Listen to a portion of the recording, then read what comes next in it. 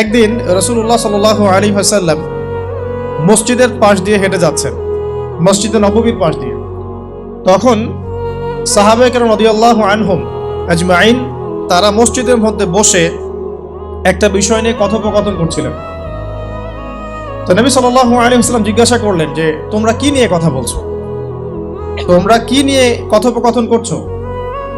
তখন সাহাবায়ে কেরাম রাদিয়াল্লাহু আনহুম তারা বলছেন যে আমরা কিয়ামতের আলামতগুলো নিয়ে কথা বলছিলাম। কি নিয়ে কথা বলছেন? কিয়ামতের আলামতগুলো নিয়ে সাহাবীরা কথা বলছেন। তো সাহাবীদের কিয়ামতের আলামত নিয়ে কথা বলার কি দরকার ছিল? তাদের সময় তো আর কিয়ামত হবে না। দরকার ছিল কি? সচেতনতা। তারা ফিতনায় নিজেরা যেন না পড়ে যান, এই জন্য সতর্ক থাকতে চাইতেন। এই কারণেই ফিতনাময় পরিবেশ নিয়ে আলোচনা করতেন। তো নবী সাল্লাল্লাহু আলাইহি ওয়াসাল্লাম তখন বললেন, দেখো, যতদিন পর্যন্ত 10টা আলামত প্রকাশ হচ্ছে না ততদিন পর্যন্ত কিয়ামত হবে না। কয়টা আলামত? 10টা। নবী সাল্লাল্লাহু আলাইহি ওয়াসাল্লাম প্রথমে বললেন 2 নাম্বার হচ্ছে ইয়াজুজ এবং মাজুজ, এর আদম সন্তান পৃথিবীতে বের হবে এবং পুরো পৃথিবীটা ম্যাসাকার করে ছেড়ে দেবে।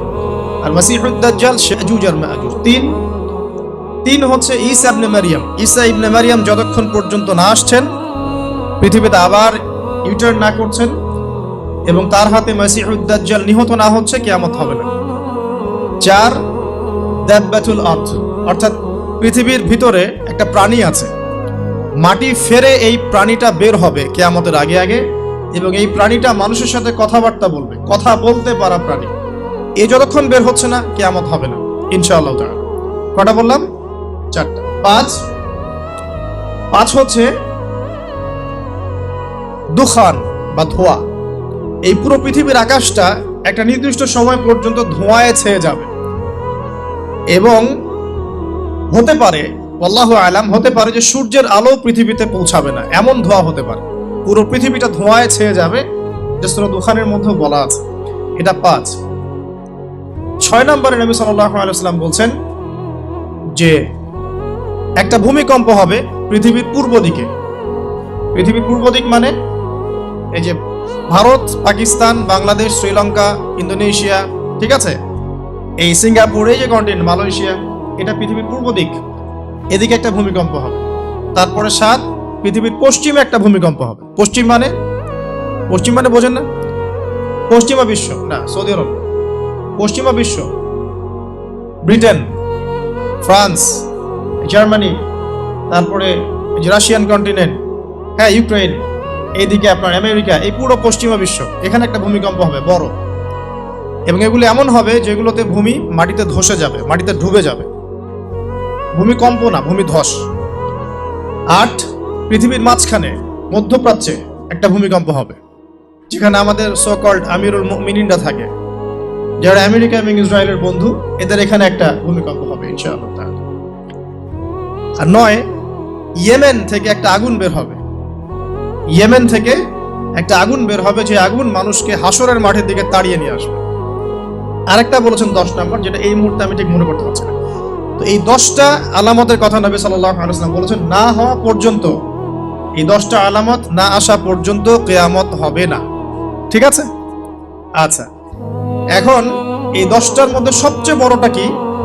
সবচেয়ে বড়টা হচ্ছে মাসিহুদ দাজ্জাল। সবচেয়ে বড়টা কি? ও 10 নম্বরটা মনে পড়েছে, আলহামদুলিল্লাহ।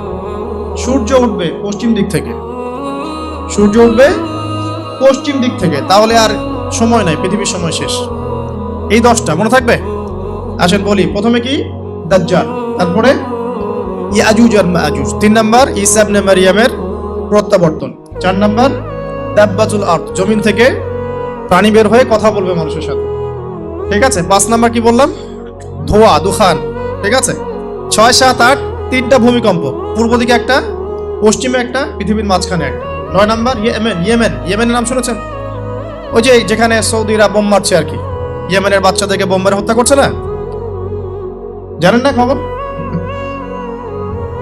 তো ওই ইয়েমেনের ছোট ছোট বাচ্চারা শিয়া সুন্নির কি বোঝে আমার বুঝে আসে না। ওই ছোট ছোট বাচ্চাগুলো শিয়া সুন্নির কি বোঝে আমার বুঝে আসে না। আমেরিকার টাকা খেয়ে এরা ঠিকই বোম মারছে কেন? আর এই বোমগুলো তো এরা তৈরি করতে পারে না, আমেরিকার কাছ থেকে কিনে নেয়। তো ওই ইয়েমেন থেকে আগুন বের হবে, সেই আগুন মানুষকে হাসরের মাঠের দিকে তাড়িয়ে নিয়ে আসবে, এবং 10 যেটা বললাম সূর্য উঠবে পশ্চিম দিক থেকে, তখন তওবার দরজা বন্ধ হয়ে যাবে, তওবা করেও লাভ হবে না। দুইটা সময় তওবা করে লাভ নাই। একটা হচ্ছে মৌতের যন্ত্রণা শুরু হয়ে গেলে, মৃত্যুর যন্ত্রণা শুরু হয়ে গেলে আগে পা থেকে শুরু হয়ে আস্তে আস্তে গলার দিকে আসে। হাদিসে যেমনটা এসেছে, সূরা ওয়াকিয়ার মধ্যেও আছে যে পায়ের দিক থেকে যন্ত্রণা শুরু হয়ে আস্তে আস্তে আস্তে আস্তে এই গলার দিকে আসে, এবং আত্মাটা গলার এখানে যখন চলে আসে, এখান থেকে মালাকুল মউত আত্মাটাকে নিয়ে চলে যায়, এবং চোখ দিয়ে তাকিয়ে থাকে মানুষ। রূহটা চলে গেলে মানুষ চোখ দিয়ে তাকিয়ে থাকে, দেখবেন এই কারণে মৃত ব্যক্তি তাকিয়ে থাকে, চোখ খোলা থাকে। এবং তখন আসমান থেকে সিঁড়ি নামিয়ে দেওয়া হয়, ওই সিঁড়িতে করে আত্মা চলে যাচ্ছে, ও তাকিয়ে দেখে যে আত্মা চলে যাচ্ছে। এবং মানুষ মারা যাওয়ার পরে চোখ জীবিত থাকে অনেকক্ষণ। মেডিকেল সায়েন্স যারা পড়েছে তাদেরকে জিজ্ঞাসা করবে, মানুষ ডেড হয়ে গেলেও চোখ দেখবেন আরো কয়েক ঘন্টা, হয়তো আরো নির্দিষ্ট একটা সময় পর্যন্ত চোখটা কিন্তু জীবিত থাকে। এই জন্যে চোখ বন্ধ করে দিতে হয়। যাই হোক,